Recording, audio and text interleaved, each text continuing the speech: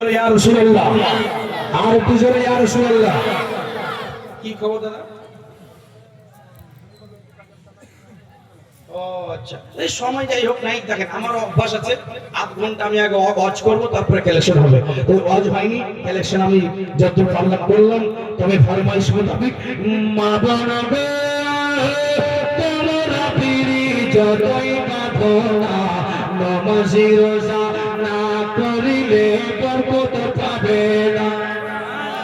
আরে জোরে বলো সুবহানাল্লাহ, একটু আদরে বলেন। আচ্ছা, সুবহানাল্লাহ বলতে কি পয়সা লাগছে? লাগে না তো? হ্যাঁ, সুবহানাল্লাহ বলবেন। এই শেষ গজলটা বলে চলে যাচ্ছি। মা বোনদের ফরমাইশ, আমার নিজের হাতে এই তৈরি করা গজল, আলহামদুলিল্লাহ অনেক আলিমরা পড়ে। মা বোনদের তোমরা পিরি যতই বাঁধো না, নামাজি রোজা না করিলে বরকত পাবে না। টাইমে টাইমে পাঁচ ওয়াক্তের নামাজ তোমরা পড়ো, থাকিতে সময় তোমরা জানো স্বামীর সেবা করো।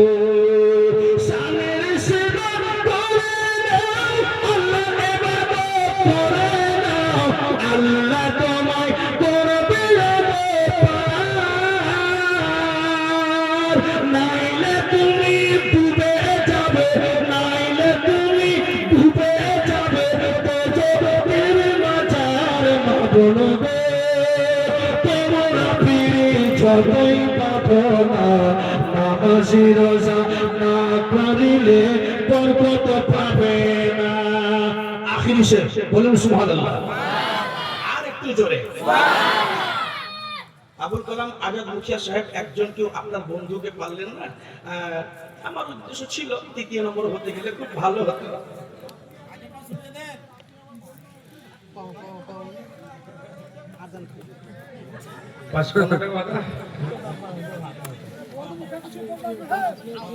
একটা কাজ করেন, আমাকে মুখিয়া বানিয়ে দেন ইনশাআল্লাহ। আপনি আমাকে মুখিয়া বানিয়ে দেন, আমি পচবো না। আপনার মতন পাওয়া আবার আছে, এরকম ফাঁসাইেন না ওরে বাবা। যাই হোক, তবে হ্যাঁ একটা কথা, যখন ওয়াদা করেছি টাকাটা ঘুরে পেলে না, কেমন হারিয়ে গেল।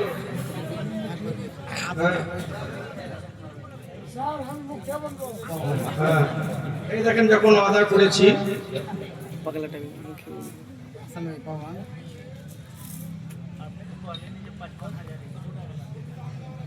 জি আমি তো বলিনি। তো দেখেন আলহামদুলিল্লাহ, এই গরিবের ছেলে সারা পশ্চিম বাংলা, বাংলাদেশ, আসাম, গুয়াহাটি দেখবেন আপনাদের দোয়াতে ঘুরি।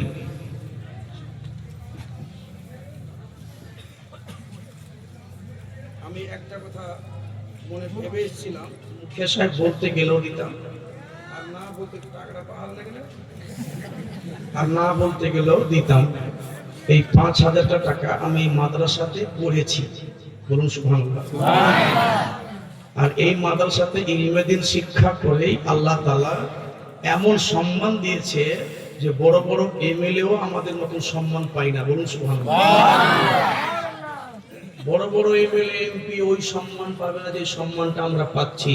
হ্যাঁ, নাহলে যদি আপনারা মনে করেন দেখবো, দেখবেন আল্লাহর নামে ফোন দিয়ে কালকে দেখবেন রাত 10টার দিকে আমাকে গুয়াহাটি এয়ারপোর্ট থেকে কমপক্ষে 50টা মোটরসাইকেল আর 50টা কার নিয়ে আমাকে নিয়ে যাবে। ফেসবুকে আপনারা দেখতে পাবেন আমি এই মাদ্রাসা থেকেই এত বড় হয়েছে, আর এই মাদ্রাসা থেকে এত বড় পাওয়ার পেয়েছি, আর মাদ্রাসা থেকেই এই আপনাদের সাদ্দামিয়া মাদ্রাসা আমি পড়েছি ছোটকালে। আমি এর হকটা আদায় করতে পারবো না, তবে এই অধম ৫,০০০ টাকা দিয়ে আপনাদের কাছে দোয়া চাইছে, দেবেন তো? দেবেন তো?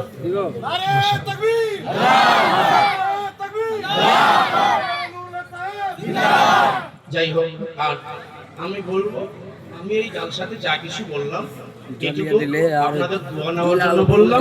আমি একটা টাকা এই জালসা করা টাকা নেব না, আলহামদুলিল্লাহ। চলে গেলাম এইভাবে, শুধু আপনারা আমাদের দোয়াতে রাখবেন, এইটুকু শরীক হওয়ার জন্য আপনাদের কাছে আমি।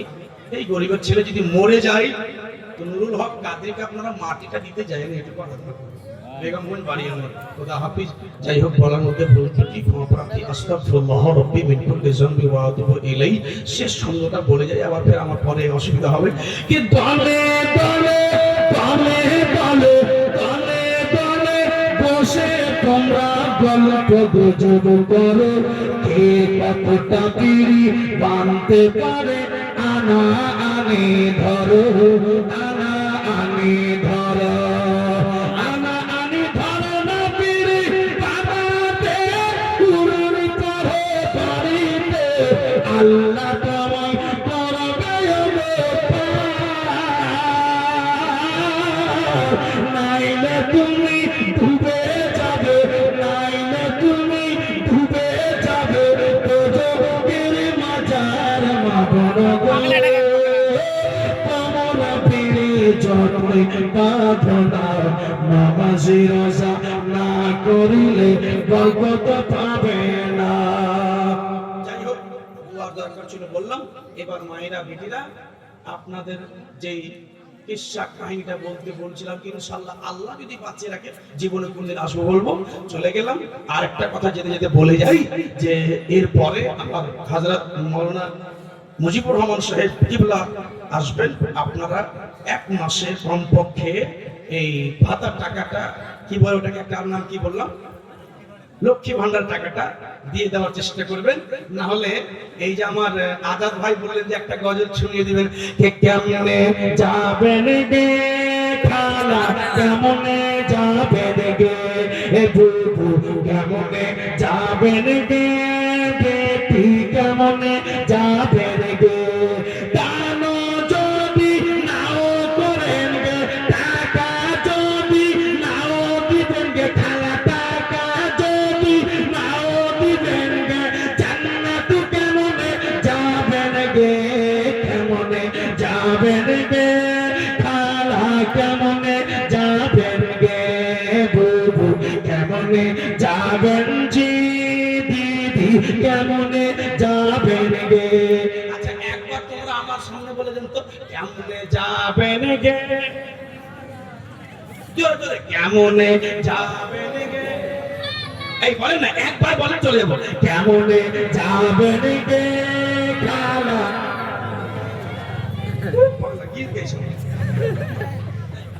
আসসালামু আলাইকুম। ওয়া আলাইকুম সালাম। না কোন দেবে না, ছাড়ো ছাড়বে না। না না